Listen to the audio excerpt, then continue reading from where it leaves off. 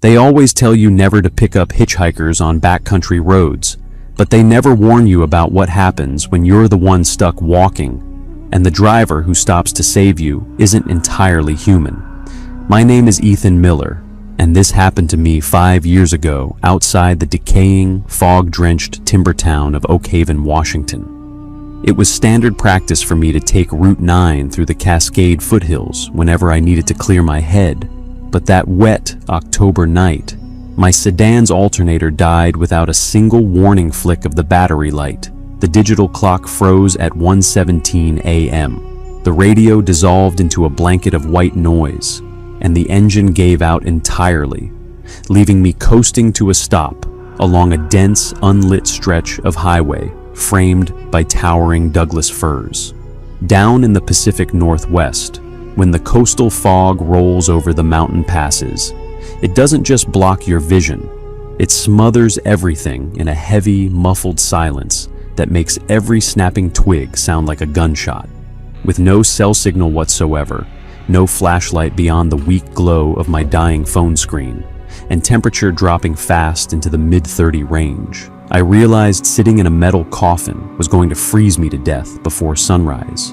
I zipped my heavy rain jacket up to my chin, locked the dead car behind me, and started walking south toward the nearest gas station, which I knew was at least 12 miles away. The pavement was pitch black, glistening under the steady drizzle, and the surrounding woods felt suffocatingly alive, as if hundreds of unseen eyes were tracking every clumsy step I took along the soft gravel shoulder. I had been walking for roughly 40 minutes, my hands numb inside my pockets, and my breath plume white in the freezing gloom, when I heard the low, mechanical rumble of an approaching vehicle far behind me. I turned around, squinting against the thick fog, and watched a set of dim, yellowish headlights slowly emerge from the gloom, crawling at a speed that felt unnaturally cautious for an empty highway. As the vehicle rolled closer, I held up a single thumb, completely desperate for a warm ride, despite every natural instinct screaming that something was fundamentally off about a car creeping along at 15 miles per hour in the middle of the night. It was an ancient, faded maroon panel van with rusted-out wheel wells and Zero brand emblems, its engine idling with a wet lung gurgle that sounded more like choking than combustion. The passenger window rolled down with an agonizing dry screech, revealing a cabin bathed in a sickly amber-tinted dome light that seemed to swallow shadows rather than cast light. The driver leaned over toward the open window, his face largely obscured by the shadow of a wide-brimmed oilskin hat, though I could clearly see his skin was impossibly pale and tight against his jawline. He didn't smile or greet me. He simply tapped the vinyl passenger seat with a long, unnaturally stiff index finger and whispered a single, raspy word that sent a jolt of pure ice straight down my spine. Get. Against my better judgment, driven entirely by the biting mountain cold that had turned my toes completely numb, I pulled open the heavy dented passenger door and climbed inside the clattering maroon van. The interior hit me immediately with an unbearable stench that made my stomach heave. It smelled like a nauseating mix of damp iron, rotting leather, and something sweet and decaying, similar to spoiled fruit left out in the sun for weeks. I pulled the heavy door shut, but the latch didn't click properly, leaving it rattling loosely against the frame as the driver slammed his foot down and the van lurched back onto the dark, fog-slicked highway. The dashboard was completely dead. None of the needles moved. The speedometer was shattered and stuck at 0, and where the radio should have been, there was only a gaping black hole filled with frayed wires and strange, sticky black residue. I tried to make polite conversation to cut through the suffocating tension, asking his name and how far down Route 9 he was heading, but he remained completely silent, keeping both hands locked at the top of the steering wheel. His hands were covered in cracked, filthy leather work gloves.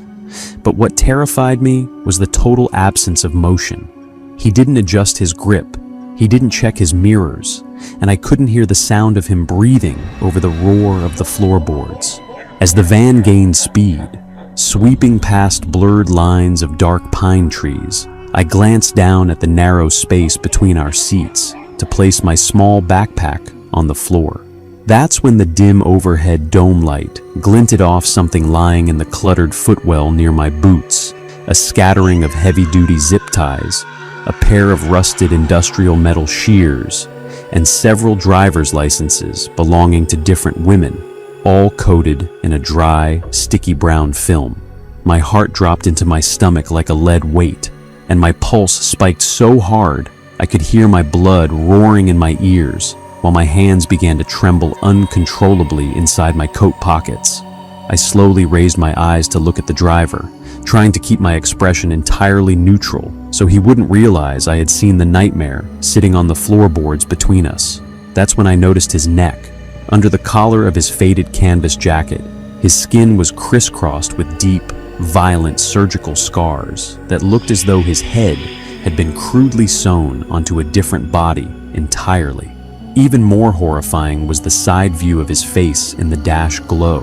His eyelids were completely still, never blinking once as he stared fixatedly at the dark road ahead with wide, glassy, lifeless eyes.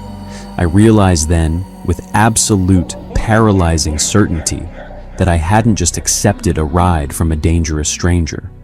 I had stepped into the vehicle of something that was actively hunting. We had been driving for less than 10 minutes, though it felt like an eternity in hell, when the van suddenly began to slow down near an overgrown, unmarked logging trail that branched off deep into the dense mountain forest. Without signaling or saying a word, the driver yanked the wheel hard to the right, sending the van bouncing violently over a deep drainage ditch and onto the bumpy dirt logging track completely removed from the main highway. Headlight beams bounced wildly off low-hanging cedar branches that scraped against the roof like sharp fingernails, while tall ferns slapped against the windshield in rhythmic, wet thuds. Panic completely took over my mind, squeezing my chest so tightly I could barely draw air into my lungs, and I slammed my palm against the inner door panel, demanding to know where he was taking me. He completely ignored my shouting, his gloved hands remaining rigidly locked onto the steering wheel as he pushed the van deeper into the pitch-black woods, totally away from any signs of civilization or passing motorists. I reached down for the internal door handle and yanked it up with all my strength, but the handle snapped off completely in my fist. It had been intentionally sawn through beforehand, so it would break the moment any passenger tried to escape.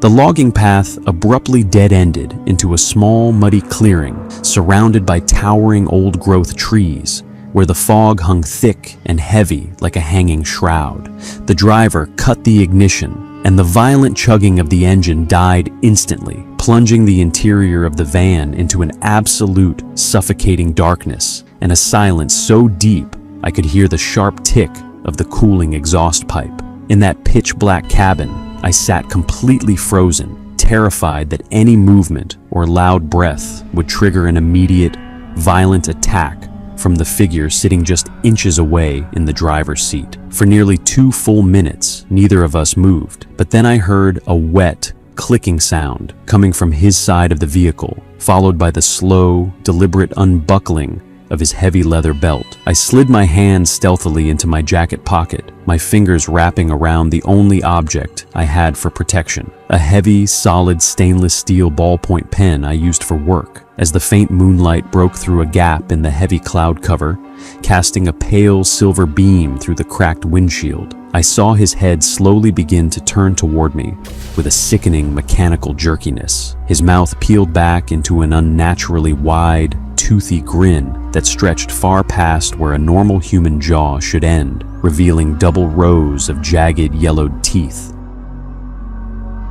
Before he could swing his massive weight across the center console toward me, I drove the steel pen with all my force directly into the side of his neck, right along the thick line of jagged surgical scars I had seen earlier. Instead of a scream of pain, the entity emitted a deep, gurgling hiss that sounded like escaping steam, and a thick, icy black liquid sprayed out across the dashboard, splashing against my hands and burning like concentrated battery acid. The driver's long, gloved fingers snapped out like steel traps, grabbing the front of my jacket, but the brittle fabric tore open, allowing me to slip out of the coat entirely as I threw my full body weight against the loose passenger door. The weak latch gave way under the impact, and I tumbled backward out of the van, landing hard on my shoulder in the freezing, slick mud of the logging clearing. I didn't waste a single second looking back. I scrambled to my feet, ignoring the sharp shooting pain in my left wrist, and bolted blindly into the dense, dark woods surrounding the clearing. Behind me, I heard the van door get ripped completely off its hinges, with a horrifying screech of tearing metal, followed by the sound of heavy, unnatural footsteps crashing through the brush in hot pursuit. The forest was a dark labyrinth of razor-sharp berry bushes, hidden rotting logs, and slippery, wet granite boulders that tripped me every few yards as I ran frantically through the gloom. Rain poured down through the thick canopy,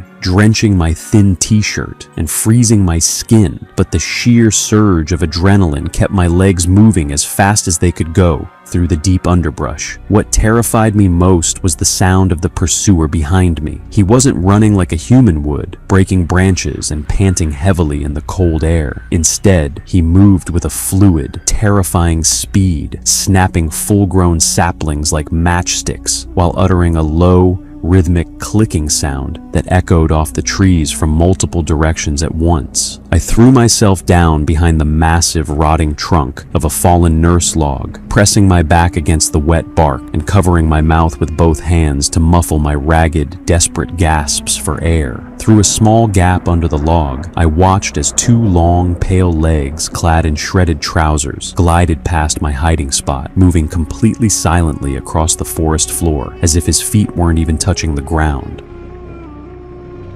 I lay pinned against that freezing log for what felt like hours, afraid to make even the slightest noise, while the strange clicking sound slowly faded into the deep distance toward the western ridge. Once I was completely certain the entity had moved far enough away, I crawled out from the mud, using the faint silhouette of the mountain peak to orient myself back toward the direction of the main highway. It took me nearly 45 minutes of painful, agonizing crawling through thorny thickets to finally break through the tree line and tumble back onto the paved asphalt of Route 9. By absolute sheer luck, a northbound state trooper patrol car came sweeping around the bend less than 5 minutes later, its flashing red and blue lights blinding me as I stood in the middle of the road, waving my arms like a madman. The officer pulled over immediately, wrapping me in a heavy wool blanket and shivering when he touched my ice-cold, muddy skin before calling for an ambulance over his radio unit. I tried to explain what had happened, rambling about the maroon van, the stolen driver's licenses, and the monstrous driver, but the officer listened